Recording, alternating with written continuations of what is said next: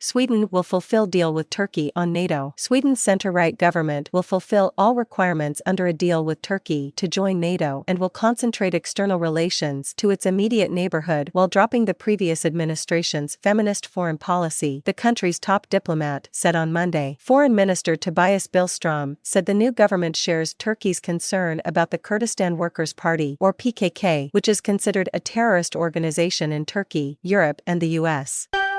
There will be no nonsense from the Swedish government when it comes to the PKK, Billström told the Associated Press in an interview. We are fully behind a policy which means that terrorist organizations don't have a right to function on Swedish territory. Turkey stalled Sweden and Finland's historic bid to join NATO over concerns that the two countries, Sweden in particular, had become a safe haven for members of the PKK and affiliated groups. Billström also pledged a shift in Sweden's foreign relations, with emphasis on Northern Europe. Traditionally, Sweden has sought to project itself internationally as a humanitarian superpower with relatively generous support for developing countries around the globe and a strong commitment to the United Nations. This is not to say that we won't be interested in the rest of the world, far from it, Billström said, noting that he had given a speech earlier at Celebration for UN Day, which marks the anniversary of the 1945 UN Charter. But when it comes to these recalibrations that we are aiming at, it is true that there will be a shift of focus, he said, and the Nordic countries, the Baltic countries, and the EU will be the three legs on which we will base this recalibration. In addition, the new government will give up the feminist foreign policy which the previous government established in 2014. The label has since been used by other countries, including Canada, France, Spain, and Germany. We believe that equal rights between men and women is important, but to use the expression feminist foreign policy means that you sometimes divert the interest away from what is really important. You put more emphasis upon the label